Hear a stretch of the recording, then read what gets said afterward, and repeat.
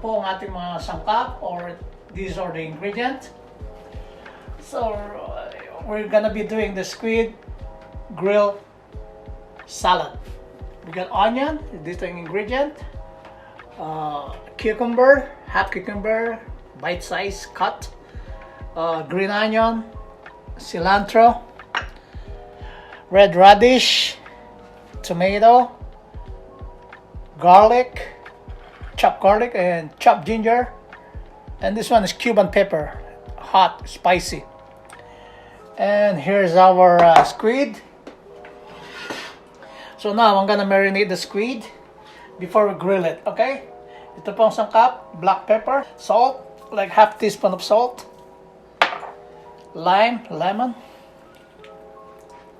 citrus, just like that, olive oil, half teaspoon, and 3 pinches of garlic, or chopped garlic, and then just mix it up with your hand. Just get them marinated before grilling them. Yeah, this one already clean. When you are doing squid, ito po lang inalis ko yung what do you call that? Yung mouth niya right here. That's important. Make sure you remove it. That one there. Because this one is sharp. Okay? And that's it. Tsaka yung ano niya, the plastic, or yung back, ano niya, spine. You need to remove that too. Alright, so this one is ready. Okay, I'm gonna grill it. Let's grill it.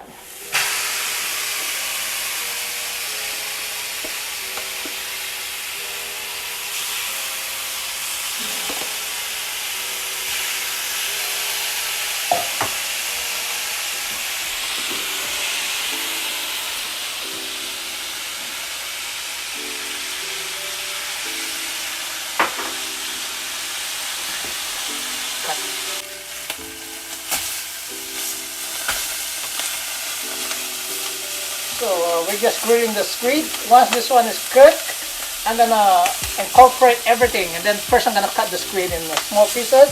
And then I'm gonna incorporate everything. Pagsasama-samahan ko po lahat. Okay, I think ito na po yung ating puset. Isasalang na po natin dito. Yan. Tapos lalagay po natin dito. Para i-cut po natin siya. Okay. So let's just cut this up. Make sure you get that out, the plastic. Cut that like that.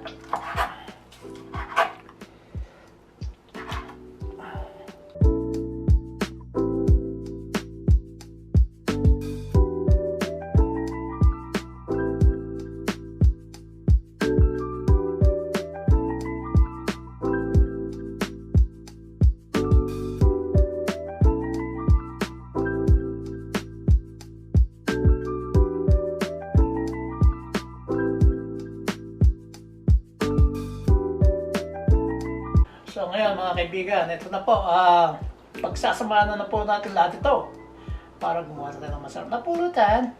Ito na. Una, squid. Okay, dito. Okay. Tapos, clear this mess. And then, ito pa yung mga timpla.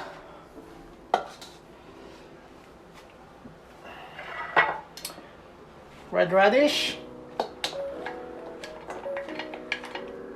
tomato, isang buong tomato, and ang ginagawa ko sa tomato, I take out the seed. Ayoko yung may buto. Then there. Then ginger. Ginger is important with this recipe. Garlic, 3-4 cloves of garlic, and ginger. You minimize how much you want to put in it.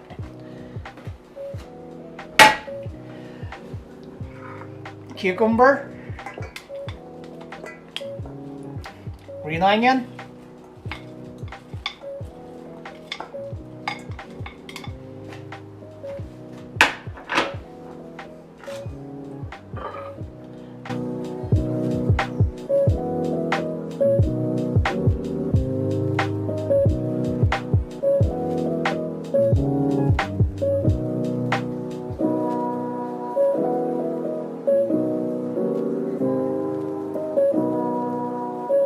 everything in there.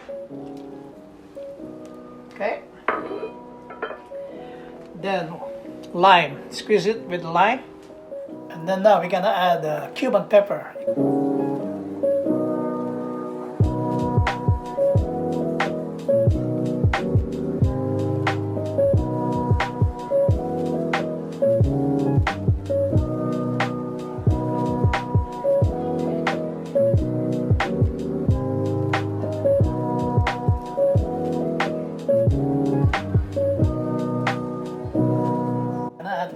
Cuban pepper.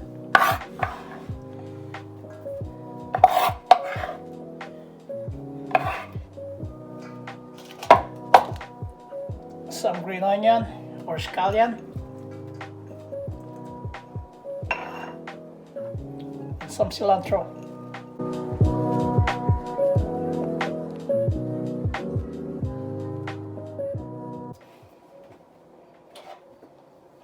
Then add a little bit of olive oil, two tablespoons, and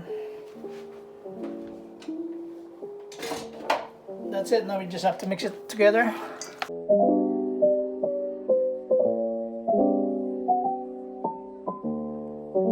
Just like that.